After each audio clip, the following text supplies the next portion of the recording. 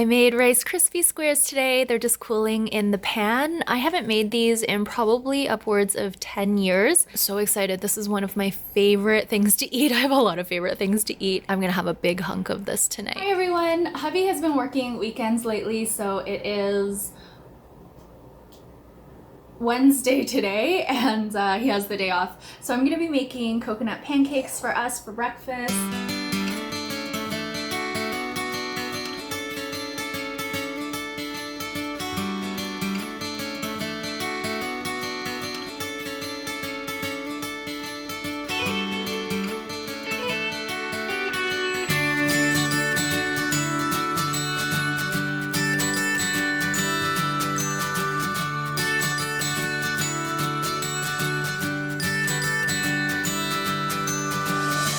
Here are the coconut pancakes. They actually looked not super tasty coming out of the pan. Now that I've added the butter and the shredded coconut and the maple syrup, they look really, really good. These pancakes are actually quite good. I used whole wheat flour, which the recipe does call for, and they're reasonably moist and quite tasty. I accidentally purchased sweetened flaked coconut. I meant to buy the unsweetened. So instead of adding 2 tablespoons of unsweetened flaked coconut and 1 tablespoon of sugar to the batter, I added 3 tablespoons of sweetened flaked coconut.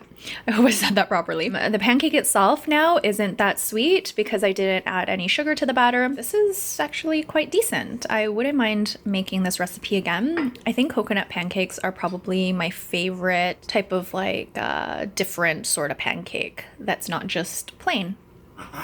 Oh, you okay, Lulu? We just got back from Bellwoods and we ended up getting 6 beer, 2 of the Jitsu, 2 of the birthday cake milk shark, and 2 of the Roman candle. We wanted a couple of other limited edition ones, but they were actually sold out already, so I guess we didn't go in time. Out of these ones, the milk shark is a new one that they just released, but the rest we've had before. This is the rest of the stuff that hubby and I ordered from Costco: honey, maple syrup, walnuts, pecans. We ordered 2 bags of this coffee, and we also ordered vinegar, which is right here. And Lulu wants to be in the... You want it to be in the video? She ran over as soon as she heard me vlogging. Okay, you want a little carrot? Eggs were so good yesterday that we're having them again. I did tweak the recipe a little bit today. I added more coconut. I put in 5 tablespoons of coconut instead of 3 yesterday, and then of course I've got coconut on top as well. I made chicken wings in the Instant Pot tonight using the crisp lid. They look and smell really good. I did a dry brine with salt and a little bit of baking soda. That's all there is to this recipe, and we're going to dip sauce on the side. I also made this coleslaw on the side, but I didn't have enough cabbage, so I used some of Truffle's romaine lettuce. Hubby and I just got done with dinner. When I was doing the dry brine, I added all of the salt and baking soda combination that I had mixed up, and it was a bit too much. So next time I'll just reduce that a little bit, but otherwise the wings were cooked perfectly. They were very crispy and moist and delicious. We just dipped them in Nando's peri peri sauce, and hubby had this sriracha mayo. The coleslaw was perfect. It was really good with the romaine lettuce mixed in. It really lightened it up a lot. I just placed another order on Costco online because I saw that they have dried mango. I guess I could buy more at a grocery store downtown, but unsweetened dried mango can be hard to find, and when you do find it downtown, it's really expensive. So we've kind of just been rationing it, taking a few pieces at a time, and I've actually completely stopped eating it because hubby really likes it, and I can eat other dried fruit like dates and apricots, which are a lot more cost effective. So in recent days, I've stopped eating the mango, but I saw that Costco had some on the website, so I snapped up 2 bags, and these are bigger bags than the ones that we typically buy at the warehouse. I saw this thing on Twitter maybe like a week or 2 ago, and it was basically images of these 12 different bags of chips, different flavors and different brands, and out of the 12 you could only choose 3 that you could eat for the rest of your life. And this was a very Canadian centric image that was put together. So it had Lay's ketchup chips and it had all sorts of different chips, and I really thought about it. I take these images quite seriously sometimes. I kept changing my mind and I kept kind of like rationalizing which 3 bags I would want to satiate like all my different cravings for the rest of my life. I ended up choosing Lay's ketchup chips because that's always my ultimate favorite. I love ketchup chips. I don't love the Doritos ketchup. I don't know if they make them anymore, but the Doritos ketchup I didn't like. And also, I think Pringles might have had a ketchup chip that I didn't like, but Lay's I really love. So I picked that as my number 1, and if I had to choose only one, that would be it. I also picked hickory sticks, which I'm always craving. I'm always craving hickory sticks and Ringolos. I'm not sure why. And then for the 3rd one, I knew I wanted to choose Ruffles. Part of me thought maybe Doritos because sometimes I have cravings for Doritos, but my tendency is to gravitate towards like a ridged chip or like a crinkle cut type chip. I just love those. It traps like all the flavor inside, and oh, they're just so delicious. But I couldn't decide on the flavor. They had 3 different flavors of Ruffles. One was all dressed, sour cream and onion, and regular. And I actually like all 3, but I think I would choose the all dressed just because it has such a unique flavor and it's got this tang that I really love, and I'm actually salivating just thinking about it. And then I started reading the comments, and a lot of people were saying that the Old Dutch ketchup chips are actually much better and they prefer Old Dutch over Lay's. And I can't remember ever eating Old Dutch chips. I know I've had them, but I couldn't remember what the difference was. I was thinking about that for a while, and then a lot of people said that Hawkins Cheezies were missing from the list, and I've actually never had those before. So I started thinking about all these other different types of chips, and chips was just on my mind constantly for probably like ever since I saw the image. And I was kind of resisting buying chips because we were on such a good roll, not necessarily with eating perfectly healthy, but any kind of like junk food we were eating in terms of baked goods and such, I was making, and we weren't necessarily just buying them, opening the bag, and then eating them. So I really resisted. But then I broke down. I guess it was Tuesday. I was just so curious about the Old Dutch chips, trying to think of what the ketchup flavor tasted like, that I bought a bag of ketchup and I bought a bag of sour cream and onion for hubby. We ate the bags over 2 days, and I did not feel good. Those bags are bigger than the Lay's bags. They're 255 grams. So I ate like maybe 100 grams one day and then 155 grams the other day. My throat was hurting. I was feeling lethargic. The chips did a number on me. I did enjoy them though. Oh, and also my mouth is, it feels raw. Like my tongue feels raw. Everything just feels off.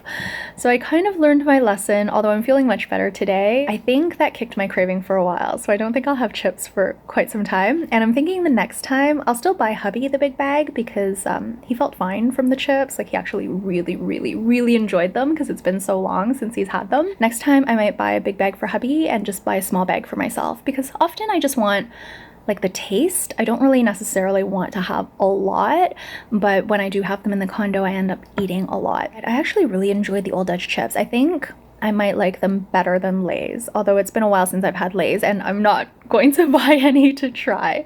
I just kind of like remember the flavor, and I feel like the Old Dutch chips do edge out Lay's a little bit for me in terms of the ketchup flavor.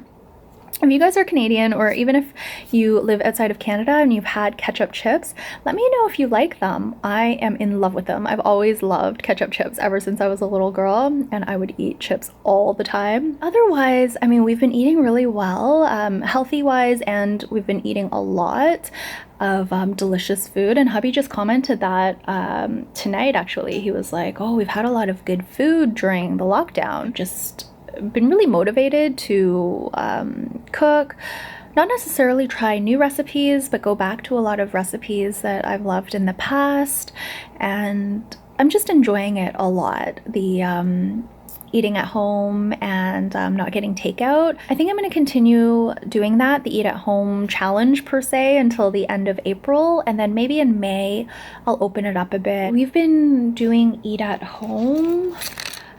Me for sure. Hubby's had a few things here and there just because he's had food at work that people have brought in. But for me, I've been doing eat at home since March 17th.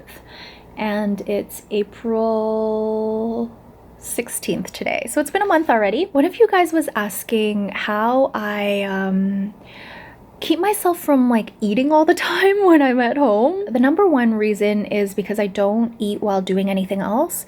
So eating is its own activity, and I don't eat in front of the computer anymore. I don't eat in front of the TV anymore. I sit in my little corner, and that's the only place that I'll have a meal or a snack. The only exception is if I have a drink. So if I have a tea or even a smoothie, even though a smoothie has calories, I'll still drink that while working, and maybe like a glass of wine or something. I'll have that when I'm watching TV. Otherwise, everything that I consume in terms of calories, besides drinks, are in like that little corner of like that kitchen area where you guys always see me vlogging and eating. That is, I would say, the number one reason that I'm not always eating at home, is because I separate that into its own activity, and because there are so many other things I want to be doing, eating isn't always top of mind. The other thing I do is time blocking and intermittent fasting. So eating is its own activity, but I also only do that at certain points during the day. Once I'm done dinner, dessert, and if I have like an after dinner drink, I'll turn on my fasting app, and I won't even think about food until the next morning. So the fasting app has really helped me in that way, because prior to using the fasting app, I would think about, like, say I finished dinner. Today I finished at probably, I would say like 5:30, before 6 o'clock for sure. At around this time, it's almost 7 o'clock now, I might start thinking, oh, you know, maybe I should have a little snack. Maybe I'll just have like some strawberries or something. Or maybe I'll have like a little bit of ice cream, because then I won't eat again until like tomorrow, say at 11. So I would really put a lot of thought into it and trying to decide whether or not to have another little snack, because I didn't want to be hungry later on in the evening. But now that I'm using the fasting app, once I turn on my fast, I don't even think about it anymore until it's time to eat the next day. So it's cleared up so much mental energy for me just thinking about food, because I think about food all the time because I love food. So not only does the intermittent fasting help, but having the app really helps, and the time blocking really helps. Hey everyone, it is Saturday today and hubby is at work. I wanted to pop on because I am feeling very full right now, and not full in the sense that I ate too much. I'm full in a different context. I just did a workshop, and it just filled me up in terms of thoughts and ideas and reflections. Today's workshop was about radical self-care and basically going beyond self-acceptance to self-compassion and self-empathy, really looking at doing things that support yourself, but not in a state of complacency, because sometimes self-acceptance can mean just a complacent attitude towards things, a level of tolerance, and you don't really transcend that. You don't transform into someone who's in a growth stage. Suffice it to say, I am really enjoying the self-work that I'm doing. And a lot of it has come about with my role at the studio, which I just am so grateful for. This is the environment that I needed, and I feel so fortunate to have found this organization when I did, and now to be like right there in it. It's just a wonderful place for someone like me who wants to learn more about herself and who wants to grow and become a better person. Hey everyone, I just got back from my walk. It is almost 10 o'clock already. I had a really good sleep yesterday, and I slept right until my alarm went off, which is unusual for me now. I usually wake up right before my alarm goes off, and I'm drifting in and out of sleep when it does sound. But this morning I was still in a deep sleep when my alarm went off. But I still got up like pretty much right away. I stayed in bed for a while on my phone, but then I got up and got ready, went for my morning walk. Now I am back and ready to make pancakes. So I've got the recipe on the screen here, and I'm going to give you a sneak peek of my website to show you how I've laid out the recipes. I'm pretty sure this format is going to stay, so I'm comfortable showing it. So let me just flip you guys around. Okay, so I've done like a really clean template. So this is what it looks like. And then I've got a photo, which I take myself, of these coconut pancakes. I also have the attribution, of course, of where I initially got the recipe. And then I've laid out the recipe like this because I really like it when you have the ingredients on one side and the method on the other side. I'm not a fan of scrolling back and forth between the ingredients and the method, and I don't really like very long instructions in the method where the list of ingredients is also here. So for example, in a large bowl, mix together the dry ingredients, 1 cup whole wheat flour, 5 tablespoons shredded coconut. I don't like to have that repeat. In case I tweak the recipe, I'll often forget to like tweak the copy that goes along with it. So I decided to do it this way, which I am super happy with because I can just scroll down and see all of the ingredients and all of the method on essentially one page. So I'm gonna make these again. This is my 3rd time making this recipe and I really, really love it. Today, I'm gonna make the base recipe the same way, but I'm gonna top it with shredded coconut, butter, maple syrup, and also a cut up banana. Another substitution I'm gonna make today, I don't have enough flour, so I've been using this whole wheat flour. When I went grocery shopping earlier this week, I did check to see if they had more flour, but they were still sold out, or maybe they got some in and were sold out again. I don't have enough of this. I need a cup of flour. I've probably got maybe a 1/4 cup in here, so I'm gonna use some spelt flour. I've taken the first couple of bites and the pancakes are really, really good. I like it with the spelt flour, and hubby likes it too, right? Mm-hmm. Hey everyone, it is Sunday night and hubby is at work. I just finished doing pub writing with a few of my colleagues. Zoom edition, of course, so I'm in my home. I'm still drinking my beer. I poured myself Roman Candle. It's an IPA from Bellwoods. Looks like this. So I put it in this pint glass and I've been drinking it really slowly. It's been 2 hours. I'm kind of nursing it.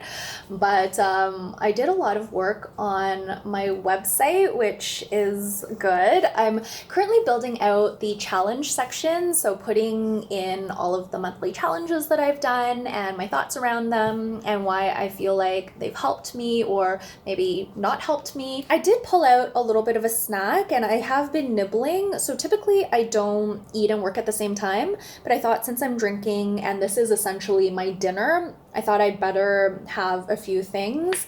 But what I'm gonna do is I'm gonna finish up my snack slash dinner. I also had a couple of slices of toast with cheese, which hubby prepared for me before he left for work. So that was fun. He made me a little snack for pre-pub writing. So I'm gonna finish this food before I get back to my website. I was telling one of my colleagues just now that I feel really inspired and motivated by these like times that she carves out for us. She basically holds the space and anyone who wants to join can join. So there were 4 of us today, but a couple of people had to leave early. So at the end it was just us 2, and she asked me if I was gonna continue working, and I said yes, because I just feel like I'm in this groove. I was telling her that even though I work on the website every day, sometimes I don't do a whole lot with it, and I basically just do a few things to say that I worked on it and to check it off my list of things to do. And also, of course, to keep the momentum going, because I find if I miss a day, and this is probably why I love monthly challenges so much, if I miss a day, I tend to miss more than one day. So working on the website every day has been quite important to me, especially because I want to launch it on May 20th. But today, because we set aside 2 hours for pub writing, I was able to get a little bit deeper into the website than I usually do. At first I was jumping around a bit because I'm essentially almost done the recipe section. at least as much as I can do because I don't have photos for everything yet. I actually have to cook the things and take the photos in order to finish up those pieces. But I was jumping around a bit because I didn't know what I wanted to work on next. I was so excited about working on the recipes, and I didn't really give a lot of thought to what I would do after the recipes section. So I jumped around a little bit today. I worked on the landing page. I worked on potentially doing a routine section. I definitely will include skincare routine somewhere because I want to include that, but I don't know about any other routine. I don't know if I have any other routine that's worth mentioning right now. So I played a bit with that before moving into the challenges because we had more time.